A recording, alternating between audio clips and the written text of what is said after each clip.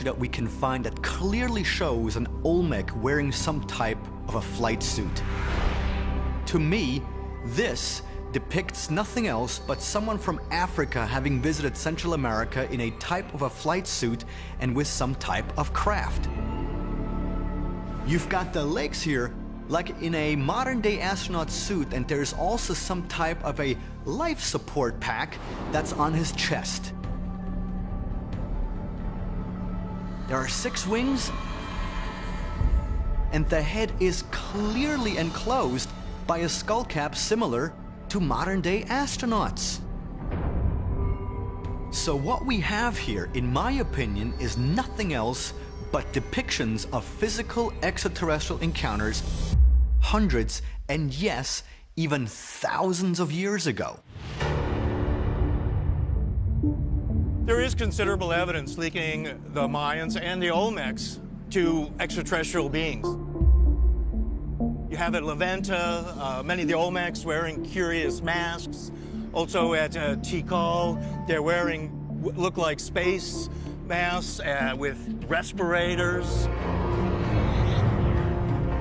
You've got also flying beings who are hovering above certain objects and things like that in the Mayan world. These are the birdmen, the people who can fly. But do the stone sculptures really provide proof that the Maya had early contact with star travelers, as ancient astronaut theorists contend? And might further evidence reveal a shocking truth, that some ancient Maya rulers were themselves of otherworldly origin? Central America. Here, in western Honduras, lie the impressive ruins of the ancient Maya city of Copan. And though Copan's temples, pyramids, and monuments rank among the most important of any Mayan sites, researchers looking to explain the incredible achievements of the Maya have been drawn to a 72-step structure known as the hieroglyphic stairway. The hieroglyphic stairway at Copan was constructed in the early 700s AD with the intent of writing out the history of Copan at that time. And so it was designed as a public monument to the glory and success of all the kings from Yaxcucmo all the way to the 13th one who commissioned it to be built. Carved into 1,200 stones in the massive monument, the ancient Maya symbols known as glyphs make up what historians believe is one of the oldest and most sophisticated systems of writing. But for centuries, the glyphs found throughout Mesoamerica were undecipherable. Then, in 1880, German librarian and anthropologist Ernst Forstmann cracked the code. Ernst Forstmann was a librarian at Dresden, and in his desk he kept one of the 4 Maya books, the Dresden Codex.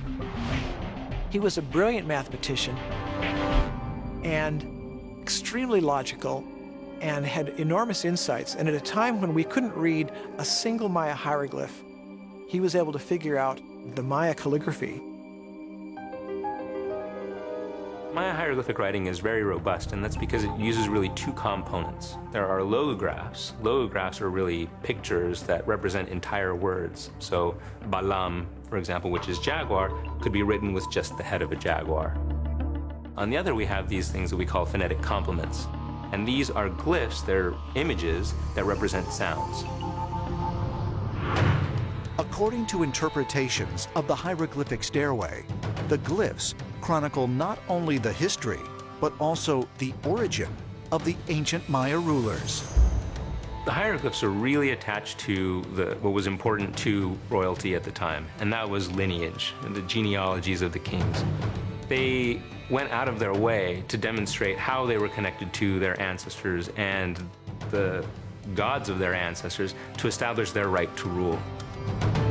This is a picture I took of a close-up of a sculpture of Washak Lajun Uba Ka'wil, the 13th ruler of Copan, and he's depicted here on the front in all of his finery, and then the sculptor put a hieroglyphic passage on the side.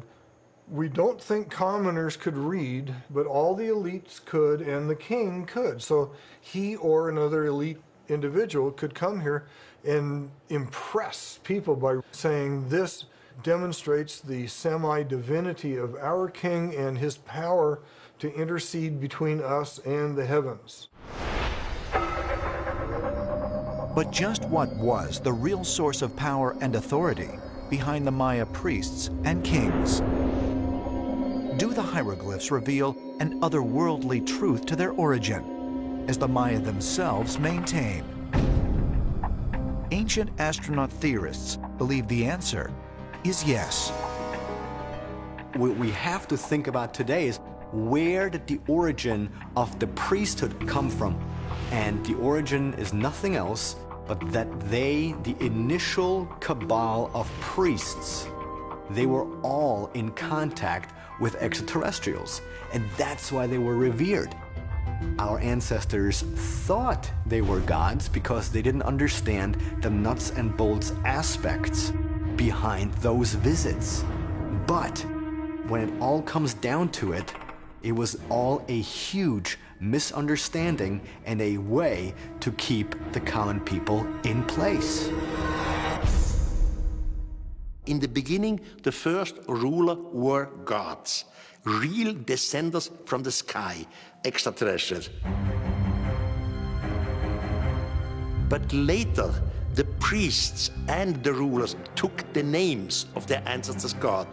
So they made a secret and a kind of conspiracy around them, because the normal people should give them offerings, should give them gold, metal, all kinds of gifts, etc., as they did some centuries before for the real gods. So it was a kind of conspiracy among the priests and among the kings. Mayan hieroglyphs specifically say that the Mayans were absolutely convinced about the existence of otherworldly beings, and that they actually believed that these beings manifested themselves regularly at preordained moments of time. Perhaps further evidence of the Mayan belief in the existence of extraterrestrial beings may be found in their daily rituals of human sacrifice.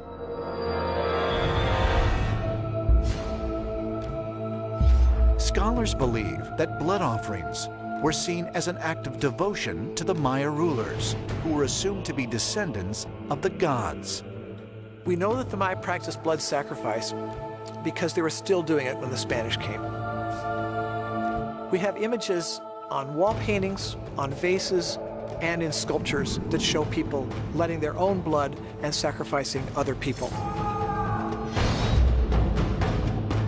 The Mayans had a complex pantheon which involved gods from the sky, and the rulers were supposed to be descendants of these gods. And they believed that these gods demanded sacrifices of them, and that their blood, the blood of their kings, was the ideal sacrifice for the gods. Later, the Mayans began to take captives, particularly other royal captives, and execute them using their blood as the gift to the gods.